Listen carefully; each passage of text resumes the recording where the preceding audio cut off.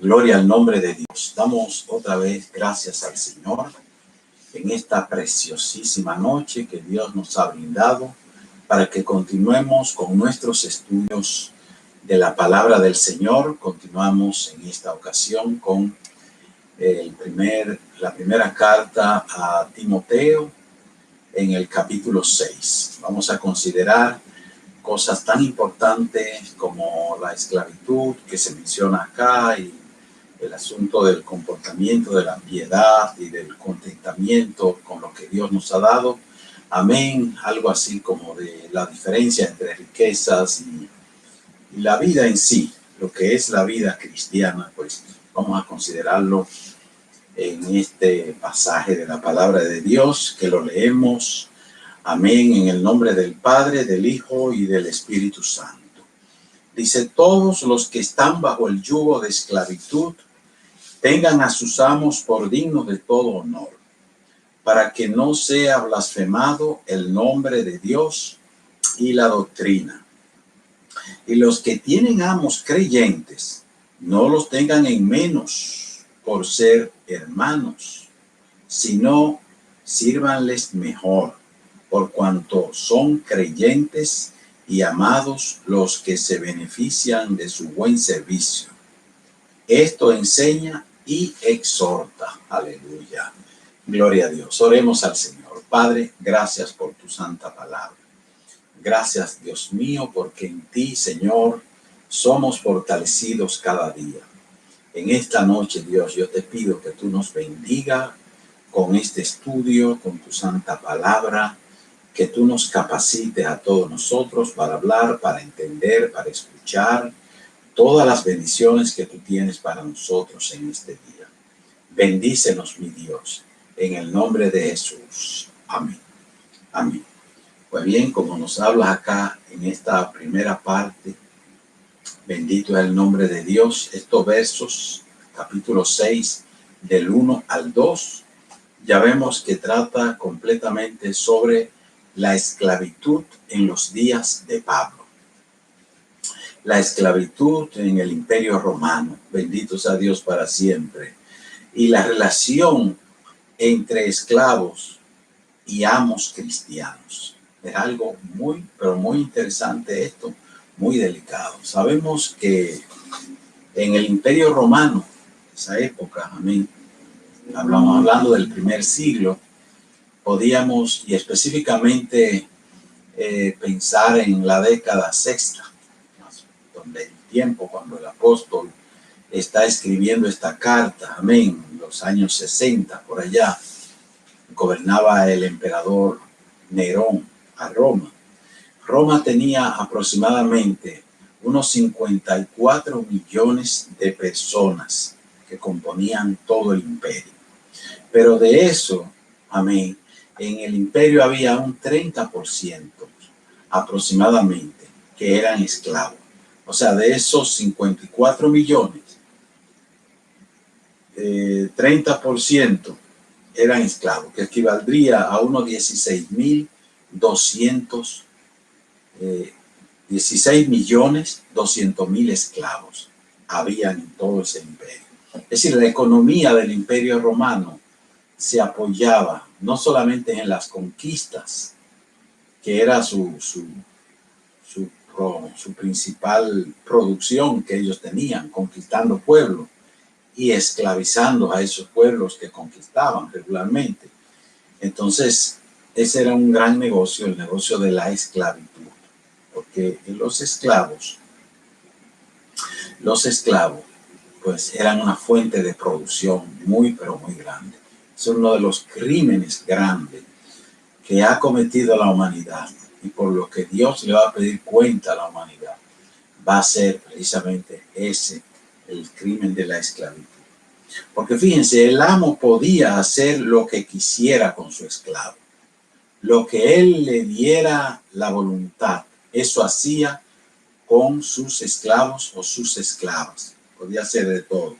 Lo podía castigar, lo podía golpear, lo podía marcar, es decir, lo podía estampar con una estampa caliente para que quedara marcado, le podía cortar las orejas o hacerle una marca en las orejas, etcétera. Podía hacer cualquier cosa con él. Lo podía vender, lo podía matar, lo podía torturar, podía hacer todo lo que él quisiera con ese esclavo. Y las leyes eran esas. Las leyes eran así, que le permitían al amo, al dueño de los esclavos, hacer lo que él quisiera con esos esclavos. Eso era el sistema que había. Esto no se podía cambiar de la noche a la mañana. Entonces el evangelio trabajó con eso, con ese sistema, hasta que poco a poco se fue modificando y lo fueron cambiando, gracias al Señor. Dice, pero ¿qué ocurría? Que cuando amos y esclavos se convertían a Cristo, venían a formar parte de la iglesia, en la iglesia eran iguales. El amo era igual que el esclavo, pero eso era en la iglesia. En su trabajo cada quien tenía que cumplir con su deber, ¿verdad? Entonces dice, todos eran iguales, pero en cuanto a Dios, delante de Dios, pero de los hombres, delante de los hombres seguían siendo esclavos. Es algo muy, muy interesante todo esto, porque ahí está en la Biblia, lo trata la Biblia, y la Biblia nos da las pautas de cómo se resolvía o se trataba con eso. Dice, respetaban a sus amos. Dice, en la iglesia todos eran iguales, todos son iguales. Y muchos esclavos entonces no querían respetar a sus amos porque ya era igual que él, ya era cristiano. Ni querían cumplir con sus deberes de esclavos en su casa o en el campo, donde fuera que trabajaran, o en la mina, etcétera, etcétera. Pero más aún, cuando había ocasiones que el esclavo era un líder en la iglesia, porque un esclavo llegaba a ser un ministro en la iglesia, porque la iglesia, Dios no hace acepción de personas. Ahí venía el problema de que ese ministro era el pastor de la iglesia y resulta que el amo era un miembro de la iglesia. Ya ahí venían a veces, no siempre. Regularmente se llevaban muy bien, pero se daban casos en que había entonces completamente desacuerdos entre ellos. Y ahí es donde, en medio de esa actitud, que podía haber una actitud de altivez, de grandeza, un aire de grandeza, de que yo soy más que tú, de que yo sé más que tú, de que yo tengo más dones que tú, de que yo tengo más ministerio que tú no tienes nada. Amén. Pero en la casa yo soy el amo y tú eres el esclavo. Entonces ahí había esos conflictos. Por eso es que aquí el apóstol pues viene a tratar esto y a especificar cómo debe actuar cada uno con sus compromisos que tiene delante de Dios y delante de los hombres. Entonces, pero que también había amos que les hacían las amenazas e intimidaciones a los esclavos. O sea que habían amos también ingratos que no querían cumplir con sus deberes delante de Dios, sino que podían pensar que podían seguir siendo malos con sus esclavos. Por supuesto, reitero, esto se trataba de casos aislados, no era que era la mayoría, porque si eran cristianos, ya eran cristianos y tenían que tener un comportamiento como tal. Y así fue, en la antigüedad eso fue así. Vemos el caso también de que Pablo le escribe a Filemón para que Filemón tratara bien a su esclavo, amén, Onésimo, que se le había ido de la hacienda, de la casa, etcétera. Pero son cosas que se van a dar. Vamos a ver, por ejemplo, la explicación que el apóstol da, porque hay muchos pasajes bíblicos que tratan sobre esto. En Colosenses 3:28 se trata de este tema, en Colosenses 3:22 al 4:1 también se trata el tema, en Tito 2:9 al 10 se trata, y en 1 Corintios 12:13, para no mencionar más de allí, me voy a ir solamente a este pasaje en Efesios capítulo 6, el versículo 5 en adelante. ¿Cómo nos dice aquí esta enseñanza? Dice,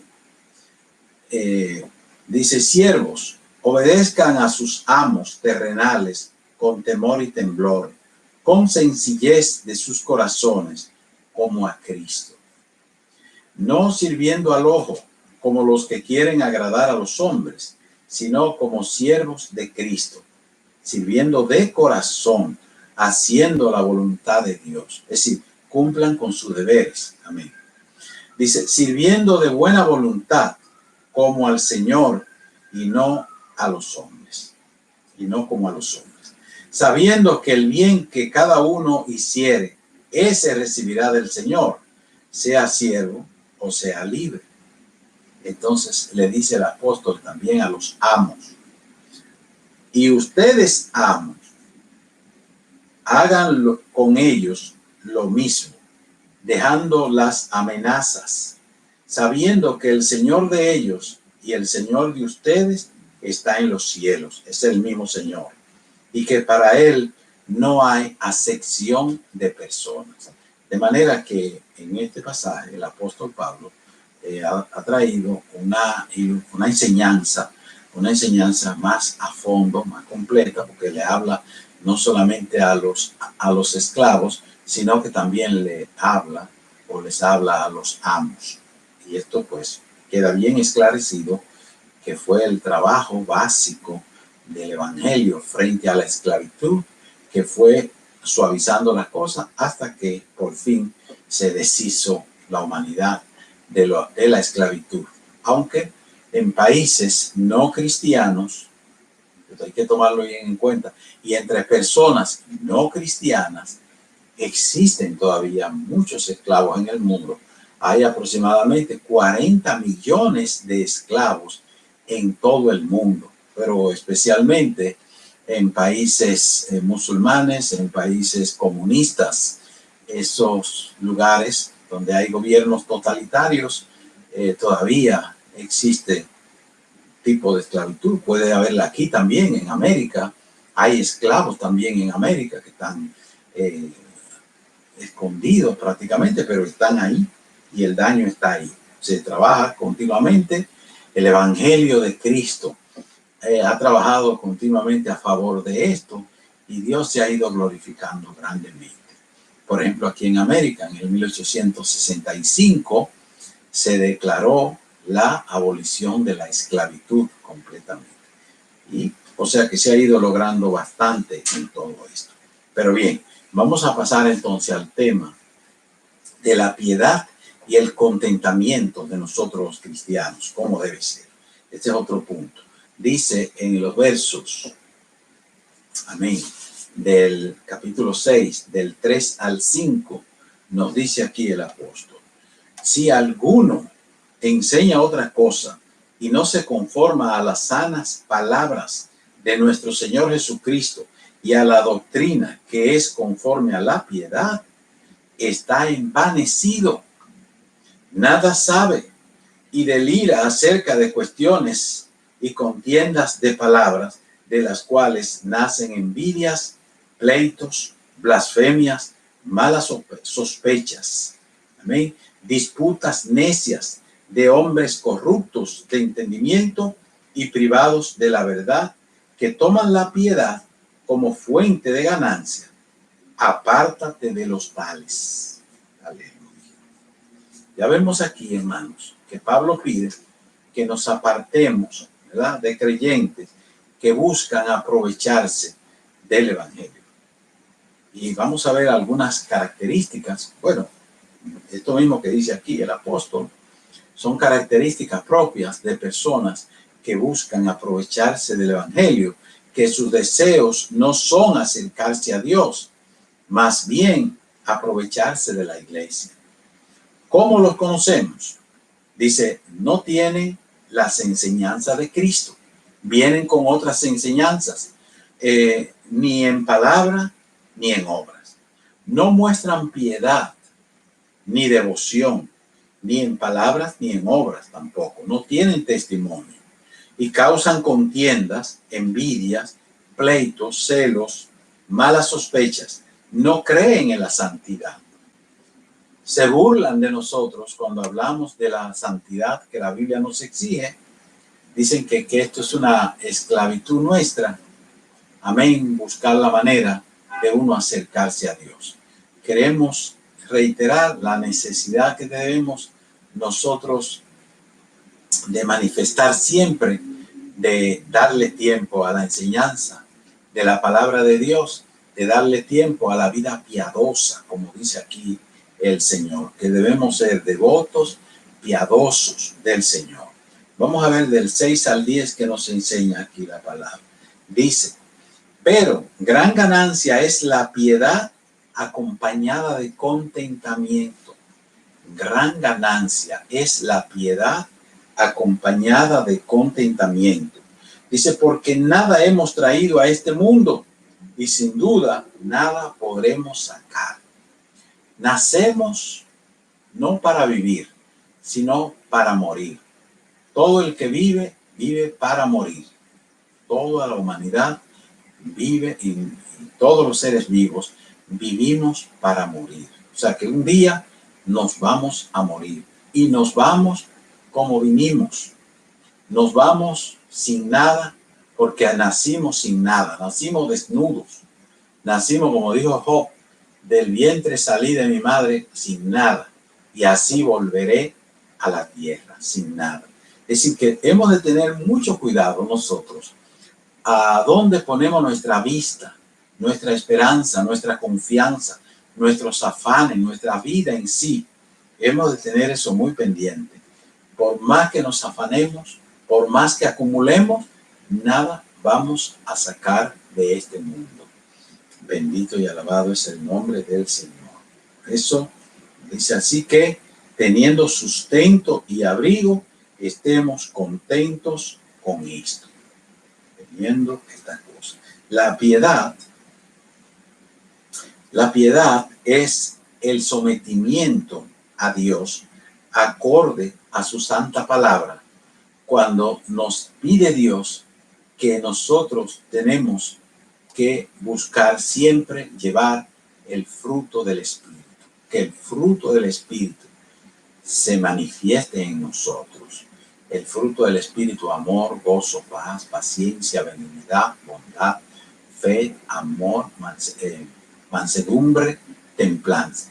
Todos estos elementos, estos frutos, amén, nosotros tenemos que tenerlo. No se puede tener uno sí y otros no. No se puede tener demasiado amor, pero no fe, pero no otras cosas, pero no dominio propio. Entonces hay que tener todos estos frutos con nosotros para nosotros poder ser aceptables ante los ojos del Señor. ¿Ven? Entonces, ¿qué más dice aquí? Dice, un piadoso es un devoto que se esfuerza por vivir más cerca de Dios. Tenemos que esforzarnos para todo esto. Tenemos que esforzarnos. Dominio propio. Hay que manifestar el dominio propio en nuestra vida, en nuestra moral. Y no podemos nosotros dejarnos llevar de los apetitos carnales, porque entonces no le estamos agradando a Dios debidamente. En San Mateo, capítulo 6, el verso 33, nos dice Cristo sobre lo que es una vida agradable a los ojos de Dios, es decir, un piadoso. Dice, busquen primeramente el reino de Dios y su justicia, que las demás cosas les serán añadidas. Las demás cosas vienen por añadidura. Así que las riquezas materiales son pasajeras, engañosas e inseguras. No podemos perdernos con esto. La Biblia nos manda a trabajar, a tener lo que necesitamos. Amén. A tener las cosas que nosotros necesitamos para vivir. Amén. Pero que no nos esclavicen esas cosas y nos quiten a nosotros la vida como a Dios le agrada que nosotros vivamos la vida. Una vida con devoción, una vida con sometimiento a Dios, una vida llevando el fruto del Espíritu Santo, una vida verdaderamente piadosa. Demanda Dios de cada uno de nosotros, y para esto se necesita que le demos a Dios lo que es de Dios y al César lo que es del César.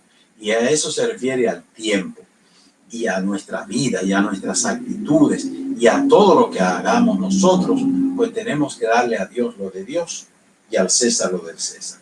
Dice, la mayoría de la humanidad vive engañada porque la gente cree que la riqueza y los bienes de este mundo es todo lo que se necesita en esta tierra, pero no, nunca producirán felicidad para nosotros. Ahora, ¿cómo podemos nosotros alejarnos del amor al dinero, de esa avaricia, hermanos, que acaba con la gente, que acaba con la humanidad, que se mete hasta en los cristianos? ¿Cómo no? Muchísimos cristianos avariciosos que no tienen tiempo para Dios, sino que toda su vida es para los negocios y para hacer fortunas, y acaso quizá un día tal vez aparecen por la iglesia porque no tienen ni tiempo para dedicárselo al Señor. Bueno, dice aquí, Pablo nos dice varios detalles de cómo nosotros podemos alejarnos de esa avaricia. Amén. Dice, tenemos que tomemos conciencia que un día todas las riquezas desaparecerán, porque son inciertas, pasarán, son pasajeras. Dice, contentémonos con lo que tenemos, con lo que Dios nos ha dado. Dice, cuídese con lo que esté pensando hacer para tener más dinero. Cuídese del futuro, de los planes futuristas que usted está haciendo. ¿Cuál es el negocio? Esto, que aquello me deja mucho, que aquello me va a dar muchas ganancias, cuando no sabemos del día de mañana que vendrá. Dice, ame al prójimo más que al dinero. Tener eso pendiente, que la Biblia dice que el primer y segundo mandamiento, amarás a Dios, el primero, con todo tu corazón, con toda tu alma, y el segundo, a tu prójimo como a ti mismo. Y después vienen las cosas secundarias, amén, los bienes de este mundo. Dice, comparta con los verdaderos necesitados. Un verdadero necesitado, hay que tener conciencia de eso, que lo que usted va a ayudar no es a gente que le van a reponer a usted o le van a dar otras cosas para atrás, sino a verdaderos necesitados que con conciencia usted sabe que esa persona no es que ha derrochado lo suyo, no es que lo ha desperdiciado y se ha metido en cosas dañinas, sino que a la vida no lo ha tratado bien, una viuda, un huérfano, gente necesitados. De ellos tenemos que tener pendiente, muy pendiente de eso. Amén. Dice, aprenda a vivir con lo que tiene. Hay que aprender a vivir con lo que tenemos, sino, y no esa avaricia de más y más y más. Dice, querer tener más de lo que necesitamos es avaricia. Hemos de dar al César lo del César y a Dios lo de Dios. Es decir, en toda nuestra forma de vivir, incluso en finanzas, lo que es de Dios tenemos que dárselo a Dios. No lo podemos coger también para nosotros porque Dios no se agrada. Pero especialmente el tiempo de Dios hay que vivir con eso pendiente, de que no le podemos coger a Dios lo de Dios y dárselo al mundo. En el verso 12, amén, bendito Dios. En el verso 11, nos dice aquí esta palabra, dice, porque raíz de todos los males es el amor al dinero, el cual codiciando algunos se extraviaron de la fe y fueron traspasados de muchos dolores. Fueron traspasados de muchos dolores. Así que, ojo con esto para todos nosotros, amén, que queremos llegar al cielo. Tenemos que tener bien pendiente, amén, que esto es un engaño. En la vida hay demasiadas cosas engañosas, amén. Dice, la palabra dice, más bien déjate y sigue la justicia. Oye, más bien aléjate de esas cosas y sigue la justicia, la piedad, la fe, el amor, la paciencia, la mansedumbre. Ahí debemos nosotros de movernos en esa área. Ahora pasa el apóstol así rapidito también ahora. En el verso 11 en adelante. Bendito y alabado sea el Señor. Gloria sea el nombre de Dios para siempre. Nos dice aquí en el verso 11, dice, mas tú, hombre de Dios. Cuando habla de hombre, habla también de mujer. Mujer de Dios, hombre de Dios, huye de estas cosas y sigue la justicia, la piedad, la fe, el amor, la paciencia, la mansedumbre. Dice, pelea la buena batalla de la fe, echa mano a la vida eterna, a la cual asimismo fuiste llamado, habiendo hecho la buena profesión delante de muchos testigos. Aleluya. Dice, te mando delante de Dios, que da vida a todas las cosas, y de Jesucristo, que dio testimonio de la buena profesión delante de Poncio Pilato, que guardes el mandamiento sin mácula ni reprensión hasta la aparición de nuestro Señor Jesucristo, la cual a su debido tiempo mostrará el bienaventurado y solo soberano, Rey de reyes y Señor de señores, el único que tiene inmortalidad, que habita en luz inaccesible, a quien ninguno de los hombres ha visto ni puede ver, al cual sea la honra y el imperio sempiterno. Amén. Aleluya. Bendito y alabado sea el nombre de Dios para siempre. Te mando que guardes el mandamiento. Un mandamiento nuevo, dice la palabra, decía Cristo en San Juan, capítulo 13, versículo 35. Dice, un nuevo mandamiento les doy, que se amen los unos a los otros. Y en eso sabrán que son mis discípulos, si se aman con amor los unos a los otros. Amén. Dice, un mandamiento nuevo les dejo a ustedes para que por él se guíen y sepan lo que tienen que hacer. Dice, tomando cada uno su cruz cada día y siguiéndome detrás de mí. Bendito sea Dios por todos los siglos. Dice, Éfeso era una ciudad de muchos ricos que se convertían también al evangelio, pasando y dando un poquito más de esto. Dice, por eso nos dice aquí en el verso 19 en adelante, dice, a los ricos de este siglo, 19 en adelante, 17 en adelante, manda que no sean altivos, ni pongan la esperanza en las riquezas, las cuales son inciertas, sino en el Dios vivo, que nos da al Dios vivo, que nos da todas las cosas en abundancia para que las disfrutemos. Que hagan bien, que sean ricos en buenas obras, dadivosos, generosos, atesorando para sí buen fundamento para lo porvenir, que echen mano a la vida eterna. Aleluya. Entonces, aquí dice que habiendo tantos ricos en ese lugar, como era, había mucha gente adinerada, Pablo le aconseja a Timoteo sobre la responsabilidad que tienen los ricos como administradores de los bienes temporarios, de los bienes materiales que son inciertos y que son por un tiempo. Amén. Que deben ser generosos, pero no arrogantes con los necesitados. Porque a veces se le da las cosas a alguien, al necesitado, pero se le da quizás con desprecio y se le tiene al menos porque se le dio. Al contrario, es un privilegio poder tener que compartir con los demás y tener misericordia y ver a Cristo en cada necesitado. Amén. Dice, no deben poner su confianza en el dinero, que se ocupen de las cosas eternas, le dice el apóstol aquí. Dice también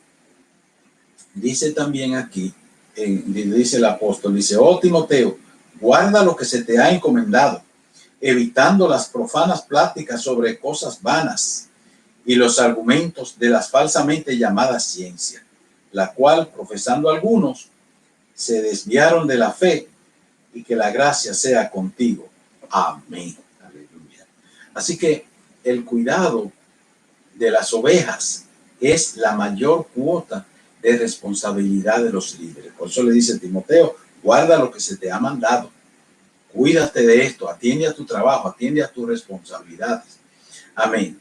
Dice que haga justicia, que no descuide la instrucción, que no descuide la enseñanza de la palabra de Dios, siendo buenos administradores de todo, sabiendo que hay un día para dar cuenta al dueño de la obra, de la iglesia, amén, sobre lo que se nos ha encomendado.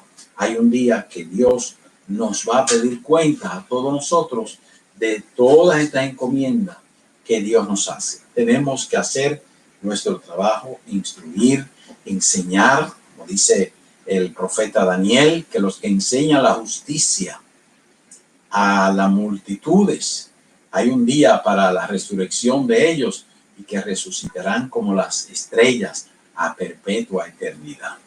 Amén. Que el Señor nos siga bendiciendo. Demos gracias al Señor por todas estas bendiciones de hoy, en el nombre de Cristo. Padre, gracias te damos, Dios, por estas enseñanzas que nos ha dado. Gracias por tu misericordia. Gracias por tu amor. Síguenos bendiciendo y ayudando y capacitando a todos para que seamos mejores creyentes cada día. Bendícenos, Señor, y prospéranos, Dios, en todo. Bendice, Señor, a todo tu pueblo, en el nombre del Padre, del Hijo y del Espíritu Santo. Amén. Amén. Que el Señor se siga glorificando. Amén. Entre todos nosotros. Bendito sea Dios.